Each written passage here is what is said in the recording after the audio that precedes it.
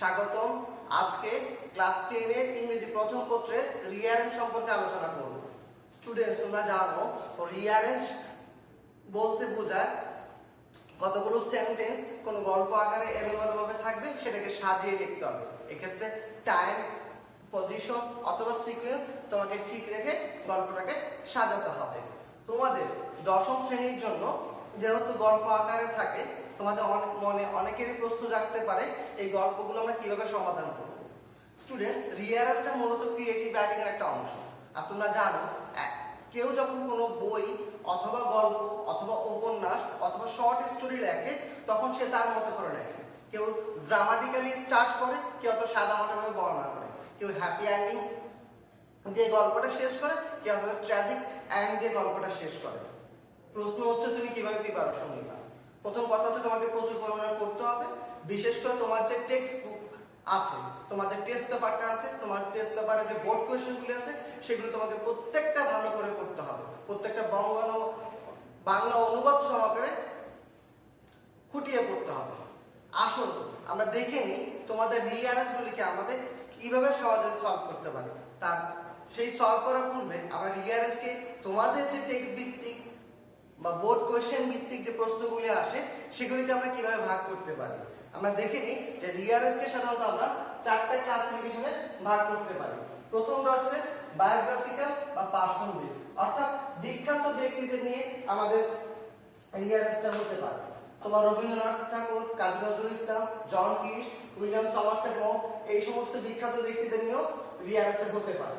B নাম্বারে আমরা দেখতে পাচ্ছি ইভেন্টস, অর্থাৎ ঘটনামূলক। ঘটনামূলক হচ্ছে আমাদের গল্পটা মেমোরেবল হতে পারে।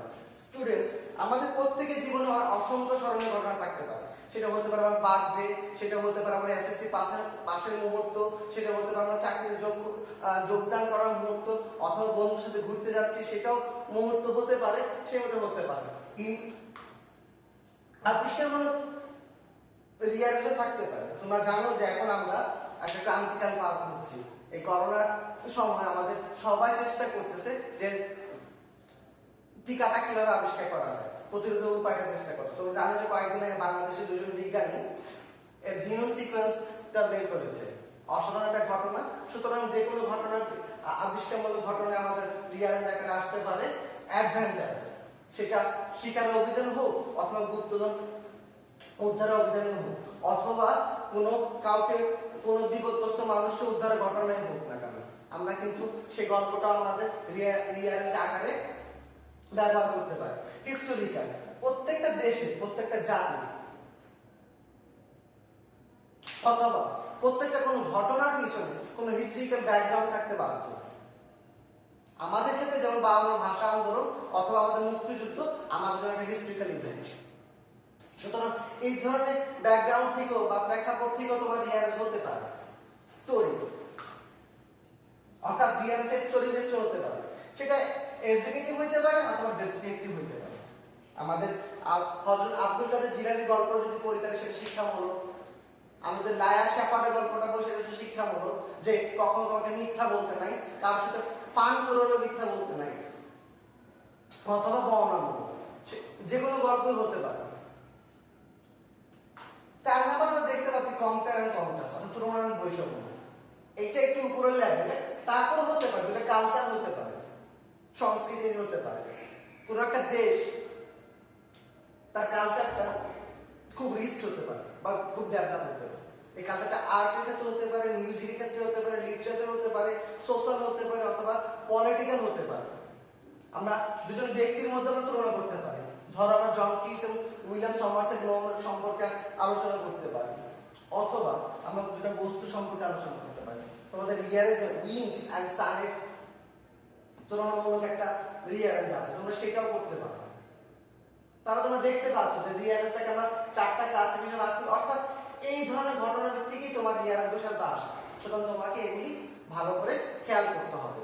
প্রশ্নে রিঅ্যারেঞ্জ যদি পার্সন বেসড হয় তাহলে কিভাবে সমাধান করবা সেই নিয়মটা আমরা দেখে নিই। অর্থাৎ তুমি কিভাবে ধাপে ধাপে সাজাবো। দেখো, প্রথমেই তোমাকে এলোমেলো ভাবে দেওয়া থাকবে। তাহলে প্রথমে তুমি কি করবা, তুমি প্রথমে দেখে নিবা ইন্ট্রোডাক্টরি সেন্টেন্সটা কি রকম থাকে, আছে কি। অর্থাৎ once upon a time there is বা was a boy অথবা king অথবা queen অথবা long ago অথবা many years ago অথবা many days ago was there lived a man, এই জাতীয় ইন্ট্রোডাক্টরি সেন্টেন্স বা সূচনা বাক্য আছে কিনা। তাহলে থাকলে তুমি সেটা 1 নম্বরে ব্যবহার করবা। 2 নম্বর হচ্ছে নাম, অর্থাৎ পার্সন বেস যদি হয়, বিখ্যাত ব্যক্তিদের নাম সম্পর্কিত তথ্য থাকে সেটা তোমাকে ব্যবহার করতে হবে। এই ক্ষেত্রে ফ্যামিলি বা পরিবার বা বংশ সম্পর্কে তোমাকে তথ্য দেওয়া থাকবে, প্যারেন্টস বা পিতা মাতা, অথবা বিখ্যাত ব্যক্তির পরিস্থিতি সম্পর্কে দেওয়া থাকবে, কি লেখক নাকি কবি নাকি রাজনীতিবিদ নাকি স্পোর্টসম্যান সেই সম্পর্কে তথ্য দেওয়া থাকবে। 3 নাম্বার হচ্ছে বাক বা জন্ম সম্পর্কে, এই ক্ষেত্রে তোমার প্লেস বা জন্মস্থান, ডেট অথবা ইয়ার, জন্মসাল বা তারিখ সম্পর্কে তোমার তথ্য দেওয়া থাকবে। 4 নম্বরে চাইল্ডহুড, তোমরা জানো যে প্রত্যেকটা মানুষ একটা লাইফ স্পেনের মধ্যে জীবনযাপন করে, প্রথম ধাপটা হচ্ছে চাইল্ডহুড।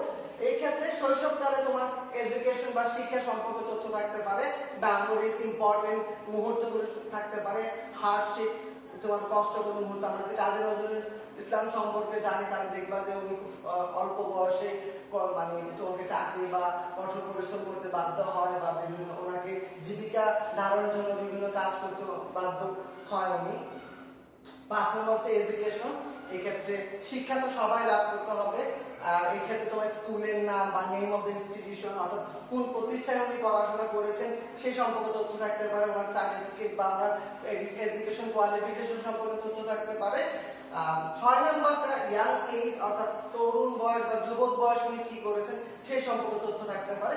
এক্ষেত্রে কলেজ, ইউনিভার্সিটি, ট্রাভেলিং বা ভ্রমণ, কোথাও গিয়েছিলেন কিনা, দেশ ভ্রমণে গিয়েছিলেন কিনা সেই সম্পর্কে তথ্য থাকতে পারে। ফ্রেন্ডশিপ, ওই মুহূর্তে কার সাথে ওনার বন্ধুত্ব হয়েছিল কিনা সেটাও থাকতে পারে। হায়ার এডুকেশন, উচ্চ শিক্ষা, এক্ষেত্রে উনি মাস্টার্স অথবা পিএইচডি করেছেন কিনা অথবা আরো কোনো শিক্ষা লাভ করেছেন কিনা সেই সম্পর্কে তথ্য থাকতে পারে। সার্ভিস, এই মুহূর্তে উনি কি ধরনের চাকরি করতেন নাকি ব্যবসা করতেন সেই সম্পর্কে তথ্য থাকতে হবে। ম্যারেজ, বিয়ে সম্পর্কিত ওনার তথ্য থাকতে পারে। এই তথ্যগুলো থাকলে তুমি 6 নাম্বার সেন্টেন্সে ব্যবহার করবা। 7 নাম্বার আমরা দেখতে পাই যে সার্ভিস লাইন, অর্থাৎ এই 5, 6 এবং 7 এরা একে আরেকটার সাথে রিলেটেড, কোরিলেটেড এগুলি। সুতরাং তোমাকে একটার পর একটা তোমার টপিক থাকতেই পারে, সুতরাং তোমাকে একটু ধারাবাহিক গুলো ভালো করে খেয়াল করতে হবে। এক্ষেত্রে সার্ভিস থেকে আমরা দেখতে পাচ্ছি সার্ভিস উনি কি চাকরি করতেন নাকি বিজনেস করতেন। আরো তথ্য থাকতে পারে, যেমন জয়েনিং ডেট, কবে যোগদান করেছেন, ইনভেনশন আবিষ্কার কি কি করেছেন, কন্ট্রিবিউশন তোমার অবদানটা কি, কাজে একটা হার্ড ওয়ার্ক কঠোর পরিশ্রমী ছিলেন কিনা। তোমরা জানো যে চাকরি করার ক্ষেত্রে আমরা প্রত্যেকেই কিন্তু তোমার নিজ নিজ ক্ষেত্রে অবদান রাখার চেষ্টা করি, আমরা আমাদের সাধ্যমতো চেষ্টা করি।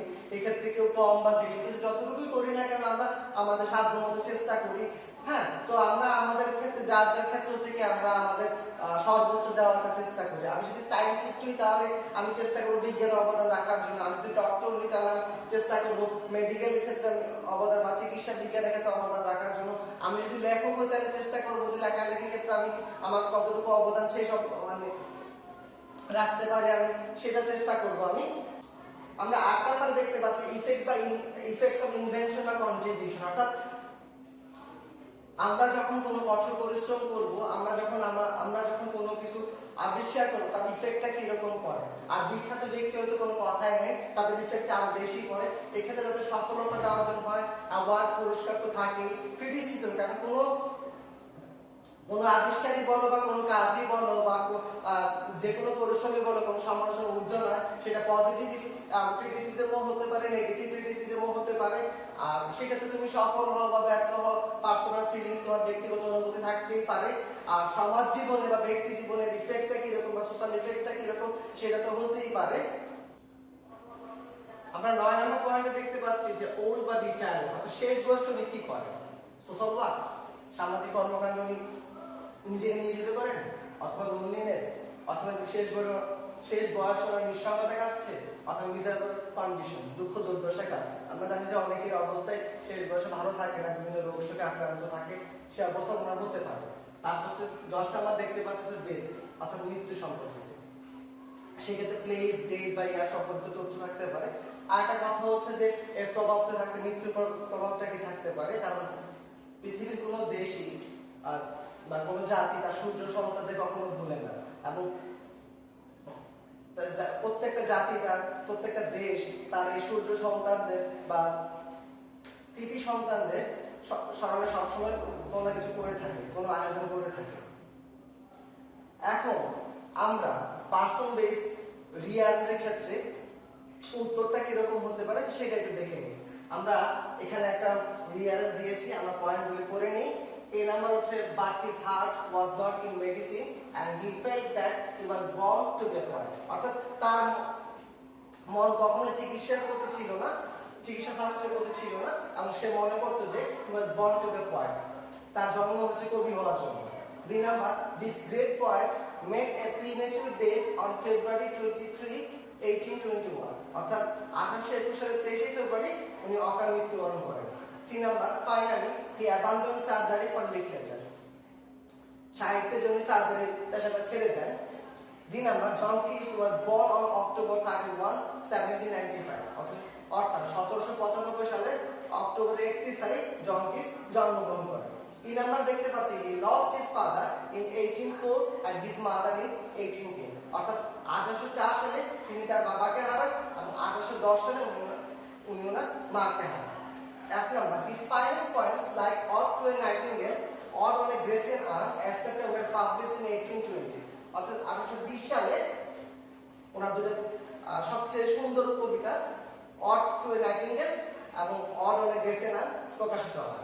G number, in 1811 Keats became an apprentice। অর্থাৎ উনি একজন শিক্ষানবিশারদ সার্জন, একজন ডাক্তারের এক advocate. H number, he was the eldest son of his parents। তিনি তার পিতামাতার বড় সন্তান ছিলেন। এখন আমরা দেখে নিই এই রিয়ারেঞ্জটা আমরা কিভাবে সলভ করতে পারি। প্রথমে আমাদের মনে রাখতে হবে যে এই রিয়ারেঞ্জটা হচ্ছে পার্সন বেস, আর পার্সন বেসে যে রুলসগুলো আমরা করেছি সেখান থেকে আমরা চেষ্টা করব সলভ করার জন্য। আমরা দেখে নিই প্রথমে গল্পটা জন কিটস সম্পর্কে বলা হচ্ছে। অর্থাৎ John Keats was born on October 31, 1795। এটা হচ্ছে প্রথম উত্তর, অর্থাৎ ডি নাম্বারটা হচ্ছে আমার প্রথম উত্তর। কারণ আমরা যখন বিখ্যাত ব্যক্তিদের নিয়ে বলবো তখন অবশ্যই আমরা বলছিলাম যে ইন্ট্রোডাক্টরি লাইন থাকতে পারে। এখানে ইন্ট্রোডাক্টরি লাইন বা সেন্টেন্স নেই, কিন্তু শুরু হয়েছে নাউন দিয়ে, অর্থাৎ ব্যক্তির নাম দিয়ে শুরু হয়েছে। আমরা জানি যে 2 নাম্বার পয়েন্টটা ছিল আমাদের নাম, সেক্ষেত্রে আমাদের ডি নাম্বারটা হচ্ছে প্রথম উত্তর। অর্থাৎ John Keats was born on October 31, 1795। 2 number আমরা দেখবো তারপর আমাদের উত্তরটা কি হতে পারে, সেটা হচ্ছে আমাদের এরপর উত্তর হবে এইচ নাম্বার। অর্থাৎ তার পরিচিতি সম্পর্কে বলছে he was the eldest son of his parents। তিনি তার পিতামাতার বড় সন্তান ছিলেন। তার সম্পর্কে আরো কিছু তথ্য আমাদের প্যাসেজটাতে দিচ্ছে। তাহলে আমাদের এইচ নাম্বারটা হয়ে গেল। 3 নাম্বার সেন্টেন্সটা কোথায় হবে? 3 নাম্বার সেন্টেন্স হচ্ছে ই নাম্বার, অর্থাৎ তার পিতামাতা সম্পর্কে বলা হচ্ছে।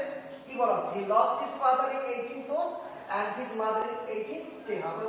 অর্থাৎ 1804 সালে উনি ওনার পিতাকে হারান এবং 1810 সালে উনি ওনার মাকে হারান। অর্থাৎ তার পিতামাতা সম্পর্কে উনি তথ্য দেওয়া আছে। সুতরাং এই নাম্বারটা হবে আমাদের 3 নাম্বার উত্তর। 4 নাম্বারে দেখো কি হতে পারে আমাদের। আমরা ডি পেলাম, আমরা এইচ পেলাম এবং ই পেলাম। তাহলে বাকি সেন্টেন্সগুলো থেকে আমাদের উত্তরগুলি বের করতে হবে। 4 নাম্বার সেন্টেন্সে দেখো আমাদের পয়েন্ট ছিল যে এডুকেশন সম্পর্কে। এক্ষেত্রে আমরা জি নাম্বারটা ধরতে পারি।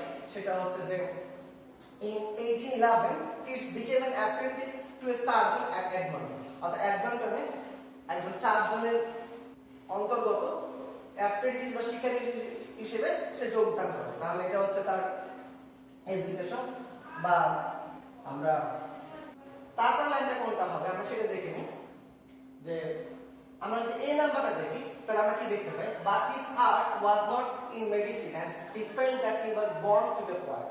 আমরা জি নাম্বার উত্তরটা যদি আমরা তার এডুকেশন সম্পর্কে জানি, অথবা তার যেহেতু অ্যাপ্রেন্টিস হিসেবে যোগদান করে অর্থাৎ কর্মরত অবস্থায় আছে, সেক্ষেত্রে এর পরবর্তী ইফেক্টটা হচ্ছে তোমার এ নাম্বারটা। তাহলে আমরা পরের উত্তরটা পাচ্ছি এ নাম্বারটা। কারণ আমরা উত্তরটা যদি দেখি বা সেন্টেন্সটা করি তাহলে আমরা কি দেখতে পাচ্ছি?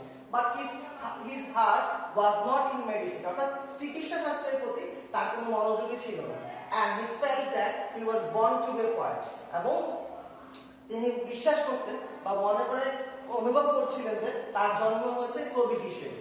আমরা এই নাম্বারটা পেয়ে গেলাম। তাহলে আমরা 1 2 3 4 5 নাম্বার উত্তর পেয়েছি। আমাদের 6 নাম্বারটা কি হবে? তাহলে আমরা সি নাম্বারটা যদি যেতে আমরা কি দেখতে পাই? Finally he abandoned surgery for literature, অর্থাৎ সাহিত্যের জন্য উনি সার্জারি পেশাটাকে ছেড়ে দিয়েছেন। অর্থাৎ তার সার্ভিস লাইফে তার কন্ট্রিবিউশন বা অবদানটা বা তার যে ভূমিকাটা থাকে সেই সম্পর্কে তথ্য দেওয়া হচ্ছে আর কি। তাহলে আমরা সি নাম্বারটা পেলাম।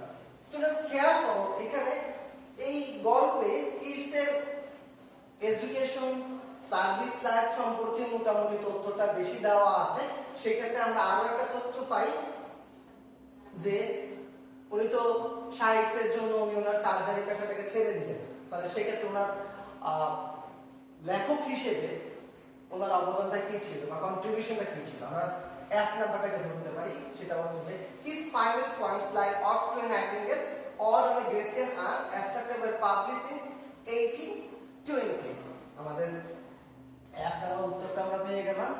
অর্থাৎ তার সবচেয়ে ভালো ক্রিয়েশন হিসেবে Ode to a Nightingale এবং Ode on a Grecian are 1820 সালে প্রকাশিত হয়েছিল।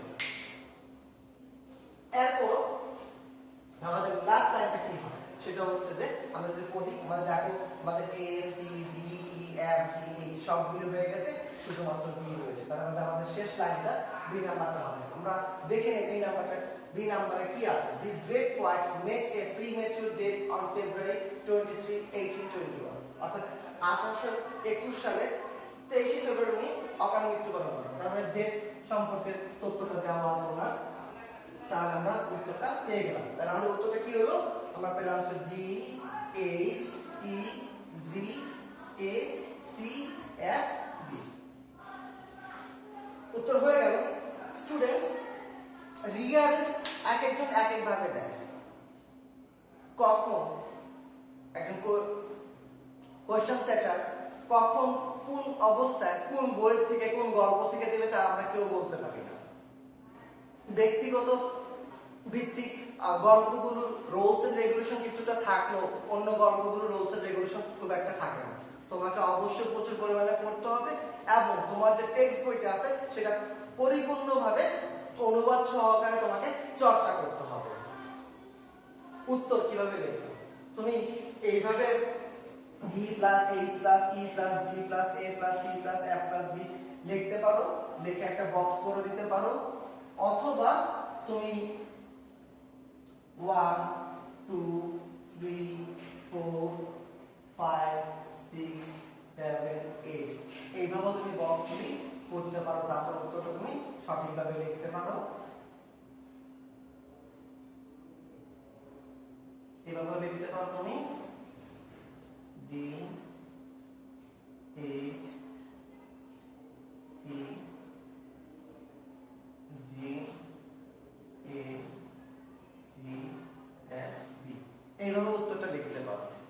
আরেকটা কথা স্টুডেন্টস, তুমি হয়তো মনে করছো যে তোমার চর্চা করার সাথে ভুল হবে, ভুল হতেই পারে, এটাই স্বাভাবিক। যত ভুল করবা তত বেশি শিখতে পারবা, কিন্তু সবচেয়ে বেশি মনে রাখবা তোমাকে অবশ্যই প্রচুর পরিমাণে প্র্যাকটিস করতে হবে। স্টুডেন্টস ব্যক্তিগত রিয়ারেঞ্জের নিয়মকানুন থাকলে অন্যান্য রিয়ারেঞ্জের খুব একটা নিয়মকানুন থাকে না। সেই জন্য তোমাকে প্রচুর পরিমাণে প্র্যাকটিস করতে হবে, তোমাকে প্রচন্ড চর্চা করতে হবে। সবাইকে আগামী ভিডিও দেখার আমন্ত্রণ রইল। সবাই ভালো থাকো, সুস্থ থাকো, নিরাপদে থাকো। আল্লাহ হাফেজ।